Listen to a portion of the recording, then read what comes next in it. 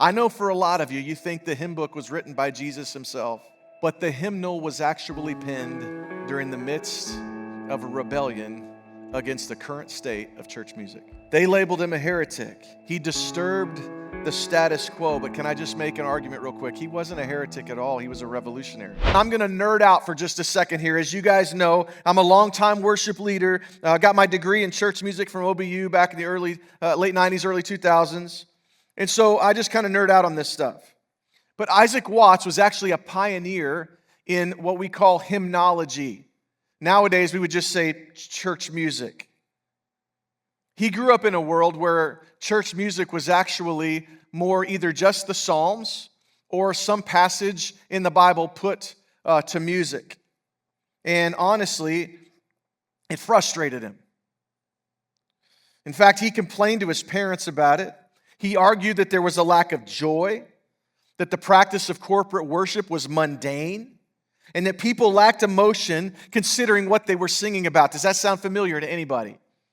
When's the last time you went into a Baptist church and we started singing worship songs and you felt like everyone in the room was just proclaiming the joy that we hear about in Psalm 98? I'll say it's been a little while. Isaac Watts once said, I'll put it on the screen, "To see the dull indifference, the negligent and thoughtless air that sits upon the faces of a whole assembly, while the psalm is upon their lips, might even tempt a charitable observer to suspect the fervency of their inward religion." What's he saying? He said, I'm not really sure that when I watch these people sing, that they even know what they're singing or believe what they're singing. They're certainly not interested in what they're singing. And so one day, Isaac's dad, listening to his complaining, he challenged him. He said, "Son, why don't you mend the matter?" In other words, if you don't like how the gospel is being portrayed in today's songs in church, why don't you write some of your own? And that's exactly what Isaac Watts did. 750 plus, to be exact. Songs that you and I that grew up in the church are very familiar with. Did you grow up in the church? How many of you grew up singing hymns in church? Listen to some of these lyrics and see if they don't jog a memory. "O God, our help in ages past, our hope for years to come, our shelter from the stormy blast, and our eternal home. Jesus shall reign wherever the sun does its successive journeys run. His kingdom stretch from shore to shore, till moon shall wax and wane no more." The poetry's awesome. Maybe some more familiar ones. "When I survey the wondrous cross on which the Prince of Glory died, my richest gain I count but loss, and pour contempt on all my pride. Alas, and did my Savior bleed, and did my sovereign die, would he devote that sacred head for sinners such as I? Was it for crimes that I had done? He groaned upon the tree, amazing pity, grace unknown, and love beyond degree." You remember these songs.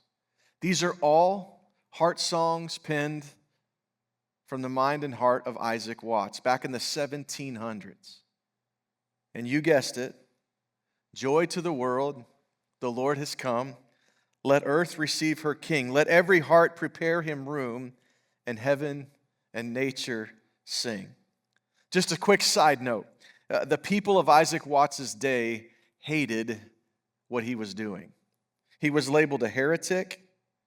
They didn't like the idea that he was taking new lyrics or new melodies and putting them together. He was taking some tunes that they actually had sung in bars with friends and putting Christian lyrics to it. I know for a lot of you, you think the hymn book was written by Jesus himself, but the hymnal was actually penned during the midst of a rebellion against the current state of church music. They labeled him a heretic.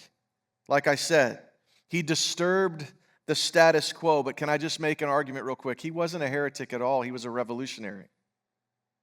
Many of the hymns that we've come to know and love were written by this guy who was simply attempting to put the gospel in a more clear picture into a medium that his generation not only would understand, but would love and know. Sound familiar to anybody? One of the quick moments of truth, we need to quit complaining about the status of church music in our churches today. We need to quit. This is one of the key ways that faith is passed down from generation to generation. And the same story of Isaac Watts is happening today. For some of you that grew up singing out of the hymnal, Isaac Watts was a revolutionary for you. Do you know who those people are in my generation? Guys like Chris Tomlin and Matt Redman. More recent generations, Phil Wickham. These are people that are writing anthems for the church, seeding deep theology into what we're singing, and I absolutely love it. And what we need to do, rather than complain about what's coming, is we need to champion what's coming, because it is one of the ways that the gospel permeates and continues to move forth is in our music.